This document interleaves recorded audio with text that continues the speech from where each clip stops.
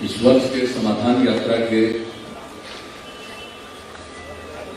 सिलसिले में विभिन्न जिलों में मैं जा रहा हूं।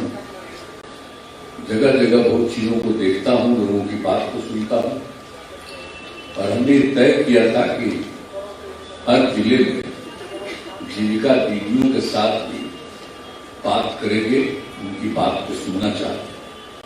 रास्ते में भी कई जगह सुनने को मौका मिला और यहाँ भी आपकी बात को सुनने का मौका मिला, मुझे खुशी है।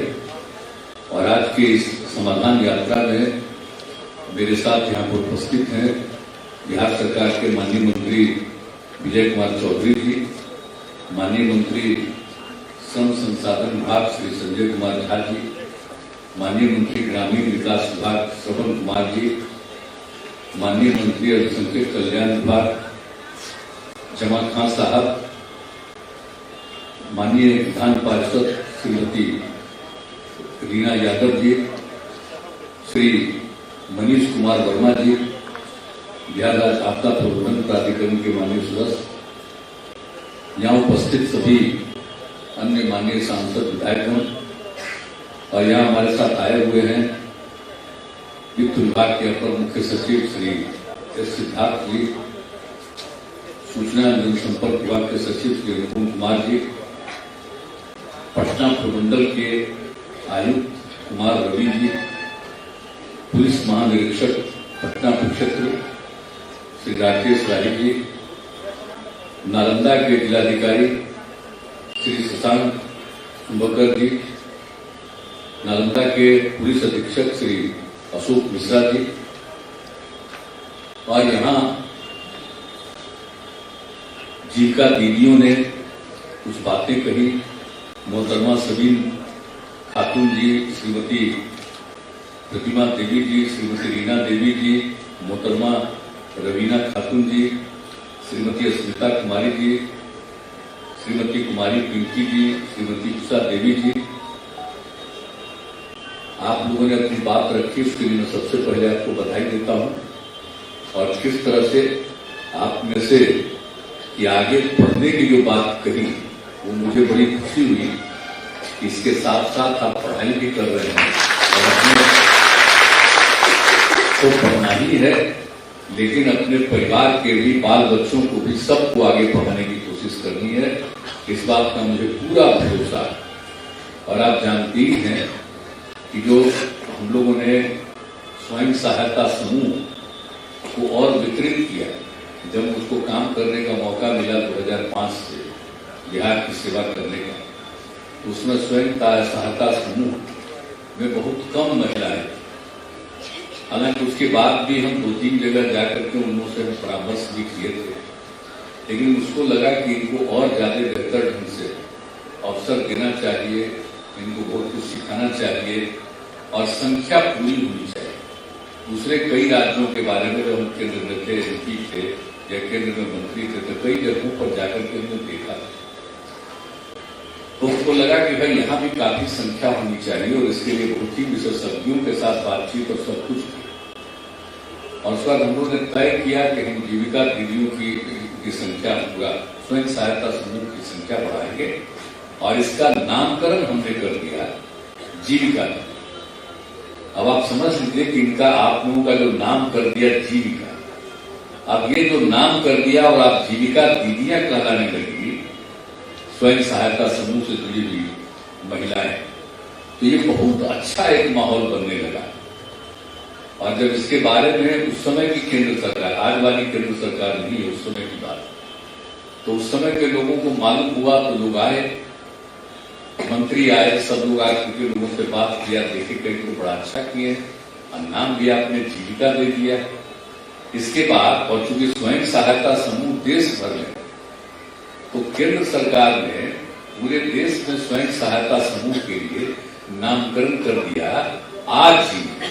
यानी आप समझ लीजिए बिहार की जीविका और देश भर में आजीविका, यानी कि बिहार की जीविका सब जगह आ जाए, उसी तरह से आजीविका। जीविका का कितना बड़ा प्रभाव हुआ। अब आप जीविका दीदियां हैं, सब काम कर रही हैं, सब लोग इज्जत कर रहा है, तो ये तो बड़ी खुशी की बात है। और हम जहां कहीं भी जाते हैं, घूमते हैं, सब कुछ सब जगह देखते ही रहते हैं, तो आप जानते ही हैं। और यहाँ से तो मेरा रिश्ता एक दूसरा पुराना है भाई, उन लोगों की बात क्या करना। पिछले ही साल में तो सब जगह एक चक्कर लगा के घूम गए, यहाँ से लोग हमको बनाए हुए था MP, ये सब कुछ तो सब कुछ करते रहे, तो वो तो एक अलग चीज है। हम ऐसे ही काम करते रहते और पूरे विकास के लिए पूरे बिहार में काम करते हैं। यहाँ के लिए भी हम लोगों ने देख करके काम किया, जो खास चीज। तो ये सब काम तो करते रहे। और जो जीविका दीदियों का जो गठन हुआ, तो उस समय हमने क्या तय किया कि स्वयं सहायता समूह की संख्या तो बहुत कम थी, तो हमने कहा स्वयं सहायता समूह कम से कम 10 लाख हो गए। अब 10 लाख से भी आगे बढ़ गए। और आप जानते हैं जीविका दीदियां कितनी संख्या हो गई? 1,30,00,000 से भी ज्यादा गरीब गुरबा परिवार की महिलाएं स्वयं सहायता समूह में आती हैं, जीविका दीदियां बन रही हैं। तो आप सोच लीजिए कि इतनी बड़ी संख्या में अब महिलाएं हैं। तो हमारा तो उद्देश्य है कि उसको हम और बढ़ाएंगे। अब पहले क्या था, खाली मर्द काम करता था, स्त्रियां जो थी, पत्नियां जो थी, तो बेचारी उन लोगों की मदद करते थे।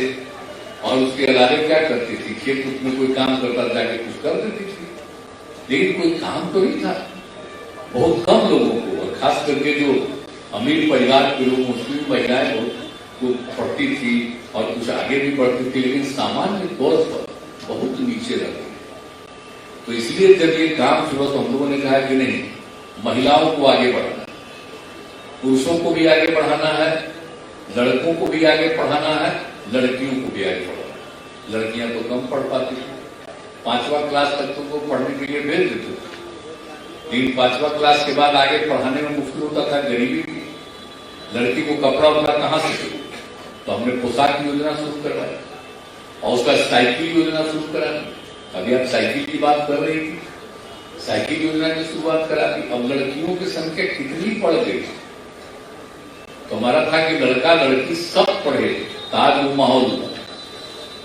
और उसके लिए हमने कितना स्कूलों को बनवाया, अभी और आगे बनाना, ये सब काम को करना है। शिक्षकों की भी और बहाली करनी है, और इस बात को देखना है कि समाज के हर तबके के लोग पढ़े। और लड़कियों का पढ़ना देखिए बहुत जरूरी है। अगर लड़की नहीं पढ़ती है तो ठीक नहीं। आप देख रहे हैं कि हम लोग तो बाल विवाह के भी खिलाफ हैं।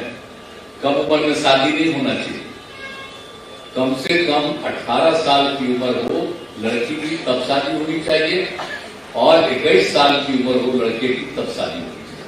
लेकिन कानून देश भर में तब भी लोग इधर से उधर कर देता है। तो हम लोगों ने तो पिछली बार जो अभियान चला रहा था पूरा, इसके पहले भी चलाते रहे, बाल विवाह, दहेज प्रथा।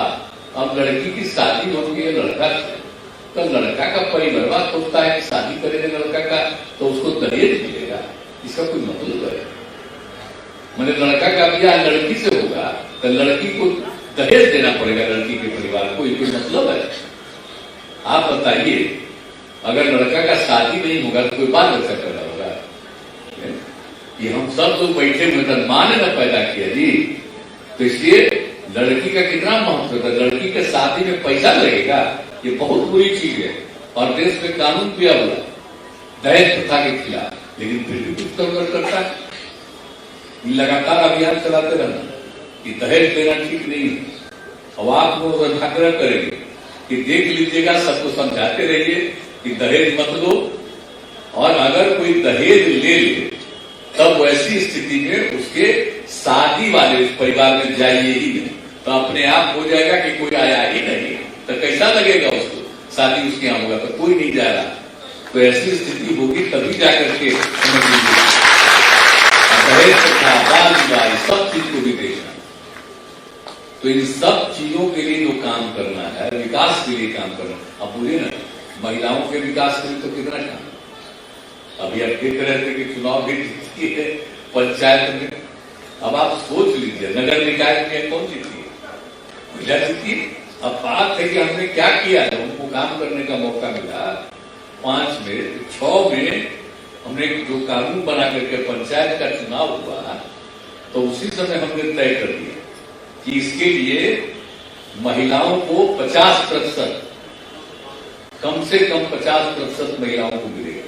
ये कानून बना था, उसमें हम एमपी थे, तो केंद्र से जब ये कानून बना था तो उसमें हुआ था कि एक कम से कम 1/3 महिलाएं होनी चाहिए सब चुनाव और पंचायत के चुनाव। अब आप यहां तो हमने कहा कि भाई तब कम से कम है 1/3, बिहार में हमने कहा कि आधा महिला। अब उसके बाद आप सोच लीजिए कि पहला बार 2006 से 4 बार चुनाव हो चुका, आधा महिला, और उसी तरह से 7 से नगर निकाय का चुनाव हुआ, उसमें भी हमने 50% कर दिया था। तो उसके चलते क्या स्थिति हो गई, आज कितनी महिलाएं, अब आप सोचिए इन सब चीजों में भी चुनाव जीते, कहा न के बराबर महिलाएं। कुछ अमीर परिवार की 1-2 महिलाएं होती थी, लेकिन कहीं कोई महिला नहीं। अब देखें कितनी बड़ी संख्या है महिला। तो महिलाओं का विकास और उसके बाद लड़कियों की पढ़ाई, और हमने क्या किया सब तरह से। अब नौकरी कितना महिलाओं, पुलिस में नौकरी में महिलाओं का हमने कर दिया 35% कम से कम।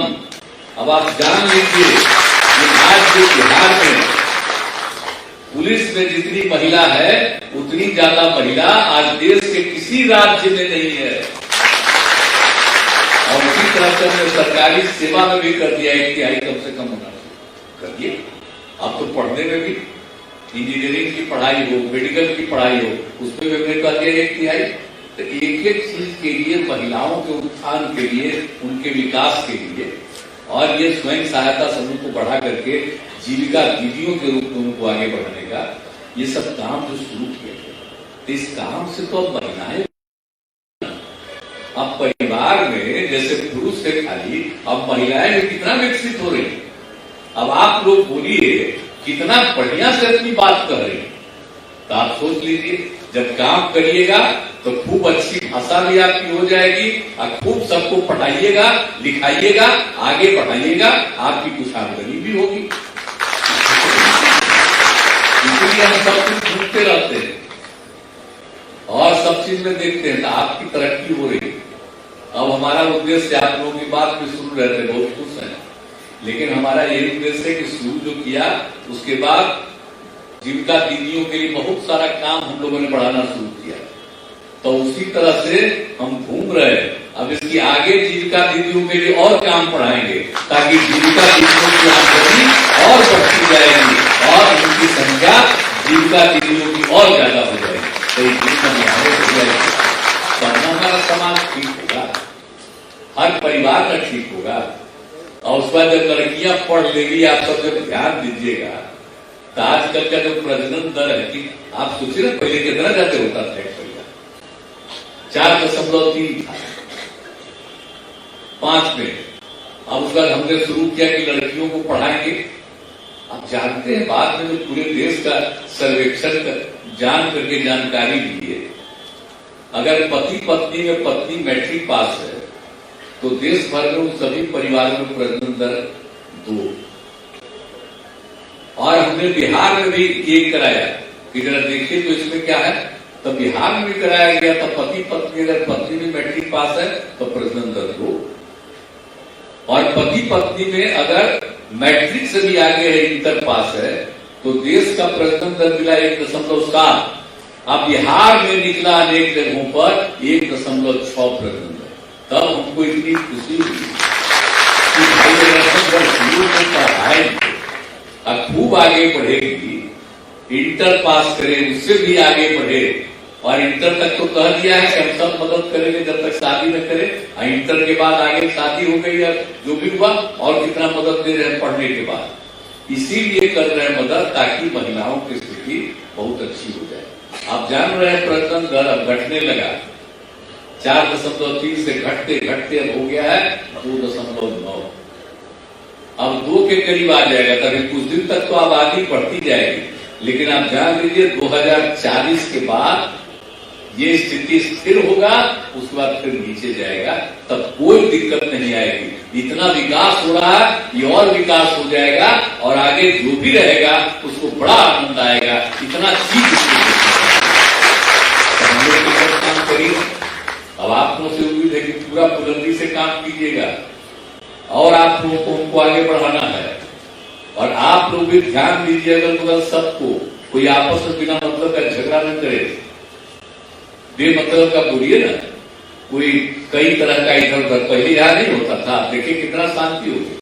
हम बड़ा समझाते थे पहले, अब तो हिंदू मुस्लिम का करीब करीब थोड़ा बहुत इक्का दुक्का इधर उधर जो करे आपस में झगड़ा थोड़ा बहुत करेंगे, लेकिन अब कितना शांति।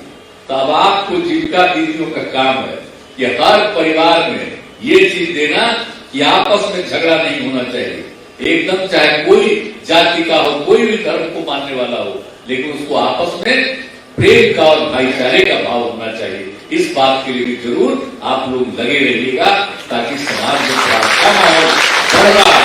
आप लोगों को जो हमने जीविका दीदियों को बढ़ाया है उसी से सब कुछ बेहतर हो रहा है, या अच्छी तरह जान लीजिए। एक एक चीज का हम लोग काम कर रहे हैं, तो आप पर हमको बहुत भरोसा है। अब आप ही लोग हमसे मांग करके 15 में कल ये शराबबंदी लागू की, 15 लोग मीटिंग में बैठ गए बोल करके, जीविका दीदियों की मीटिंग की पटना में। अब बैठ गए तो सब खड़ा होकर कहने लगी कि शराब बड़ा बुरा चीज है, इसको जल्दी लागू करिए शराबबंदी। तो हम खड़ा होकर के बोल देंगे, देखा इस बार तो चुनाव है 3 महीना में, अगर हम फिर जीत के आ जाएंगे तो शराबबंदी लागू कर दें। तो 15 के चुनाव में जीत गए तो लागू कर दिए। अब कोई कोई तो इधर उधर गड़बड़ करके नहीं करता है, इतना जानता नहीं है। हम यहाँ के आदमी यहाँ का इतना सेवा करते हैं, तो यहाँ भी इधर उधर झटपट करने लगता है कुछ न कुछ, तो उसको तो समझाना ही नहीं। कितना भी कुछ करिएगा तो कुछ आदमी तो गड़बड़ होता ही, लेकिन मेहनत करिएगा तो ज्यादा से ज्यादा आदमी ठीक है। तो इसलिए सबको समझाना, ये सब चीज को एक एक चीज को समझाना, और उसके साथ कितना बुरा चीज है। आप जानते हैं कि जो अभियान चला रहे थे पिछली बार आपका समाज सुधारक ये अभियान, तो उसमें तो हमने एक छपवा टिकट तो देना दिया आप लोगों को पिछली बार, जो एक एक चीज के बारे में जो भी हो, बाल विवाह के बारे में, दहेज प्रथा के बारे में तो है ही, लेकिन शराब पीना कितना बुरा चीज है। देश को आजाद करने वाले राष्ट्रपिता बापू महात्मा गांधी आजादी की लड़ाई में वो जब थे सबको समझाने की कोशिश करते थे कि शराब बहुत खराब चीज है, मत पीना। वो क्या करते थे बापू, शराब आदमियों से न सिर्फ उसका पैसा छीन लेता है बल्कि उसकी बुद्धि रख लेता है। अभी बापू ने कहा हुआ शराब पीने वाले इंसान हैवान हो जाते, ये उस समय से कह रहे। तो जो आजाद कराए देश को 75 साल हो गया, भूल जाना है। कुछ तो पढ़े लिखे अपने को विद्वान समझते हैं, अब बापू का बात नहीं मानोगे तो नई पीढ़ी के बाल बच्चों को एक एक बात बता देना है कि देख लो ये देश कैसे बना और कौन थे, इनकी बात को मानना चाहिए। और अभी हाल में वर्ल्ड हेल्थ ऑर्गेनाइजेशन, विश्व स्वास्थ्य संगठन जो दुनिया भर का है, उसने भी एक अध्ययन किया शराब के बारे में, और उसने 2018 में रिपोर्ट जारी किया। और क्या क्या रिपोर्ट जारी की कि पूरे दुनिया में एक साल में 30 लाख लोग मरते हैं, और उसमें 5.3% दारू पीने के कारण मरते हैं।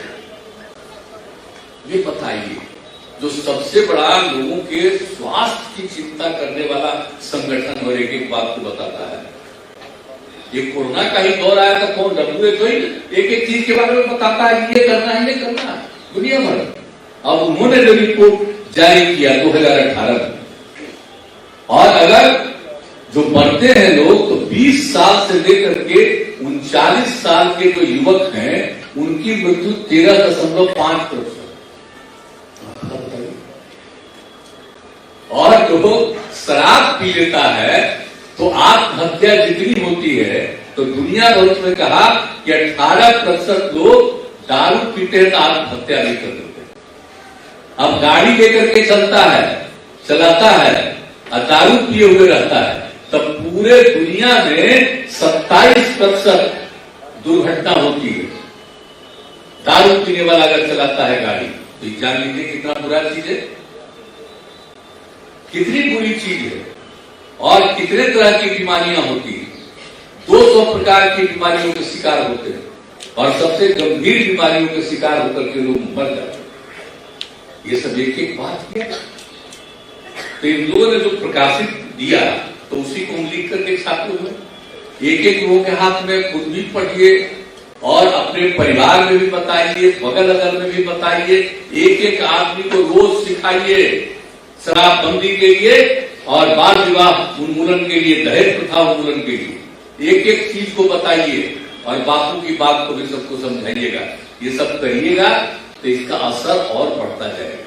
और हमने तो 2018 में कराया था तो 1,64,00,000 लोगों ने शराब पीना छोड़ दिया। अब ये हम फिर लगा दिए, इस बार भी देखेंगे अब कितना बढ़ा है। तो बढ़ तो रही है लेकिन कुछ तो गड़बड़ करने वाला होता ही है। आज चूंकि हम शराबबंदी लागू की है, सब कुछ बहुत बड़े बड़े लोग मेरे खिलाफ हो गए, बहुत खिलाफ हो गए। पहले मेरी प्रशंसा करता था, आजकल मेरी शिकायत करते रहता। अब आप सोच लीजिए अब कितने लोग आते हैं, अब हम कितना टूरिज्म को भी बढ़ाया करती है। अब 2 करोड़ लोग आ रहा, पहले कह रहा था कि कोई आएगा नहीं, तब पहले से और बढ़ गया दारू नहीं पी। एक एक चीज हुआ है बढ़िया, लेकिन कुछ अपना खिलाफ बोलते रहता है, इधर उधर करते रहता है। तो कुछ तो गड़बड़ करने वाले लोग होते हैं, सबको समझाना। हम लोग मदद करेंगे एक एक चीज के लिए, आप तो जान रहे हैं भाई। तो एक एक चीज के लिए सहयोग करना हम लोग का काम है। तो सब लोग आपस में एक दूसरे को, परिवार को आगे बढ़ाने के लिए, गांव को, अपने इलाके को, शहर को, सबको आगे बढ़ाने के लिए सब लोगों को प्रेम से कहिए कि सब लोग ठीक से काम करो, पढ़ो लिखो, आगे बढ़ो, काम करो, तब आगे और बढ़ोगे। ये सब समझाते रहिएगा, आपस में झगड़ा मत करो, ये सब चीज समझाइएगा, बुरी चीजों के बारे में कर दीजिएगा। और आप पूरा मेहनत करके काम कर रही हैं और मेहनत करिए और दोहरा करके आपको कहते हैं कि आपकी आमदनी और बढ़े, आपकी संख्या और बढ़े। इसी के लिए हम जरूर हैं, इसके लिए भी आगे काम करेंगे। हमने अधिकारियों को कहा एक चीज देख लीजिए, इनको और क्या करने से और ज्यादा होगा। जब आपकी कमाई होगी तो कितना आगे बढ़ेगा बिहार, कितना आगे बढ़ेगा, हर परिवार कितना आगे बढ़ेगा, कितनी अच्छी स्थिति होगी। इसलिए आप सब लोगों से मुझको बहुत भरोसा है, आपको हम पर भरोसा है, लेकिन हमको सबसे ज्यादा आप पर भरोसा है। इस बात की बात हम जब तक जीवित हैं आप लोगों को हम भूल नहीं सकते और आप लोगों के लिए उसको जो भी करना है हम करते रहेंगे। हाँ, एक एक चीज सब जगह स्कूल वगैरह तो खूब गई, सब कुछ हुआ, पढ़ाइएगा भी, एक एक चीज करिएगा। कभी कभी बोली पढ़ाने के लिए बात कही, कितना मुझको अच्छा लगा, तो खूब आगे बढ़ाइएगा। ये हमारा आप लोगों से भरोसा है और आप लोग बुलंदी के साथ काम कीजिए और आपस में प्रेम और भाईचारे का भाव रखिएगा, ये पक्का करके और खूब काम करिएगा। यही मेरा पूरा आपसे अनुरोध है और पूरी उम्मीद है। तो हमको उम्मीद है तो हाथ उठा के बता दीजिए। चलिए, बहुत बहुत धन्यवाद और खूब आगे बढ़िएगा। बहुत बहुत धन्यवाद सर।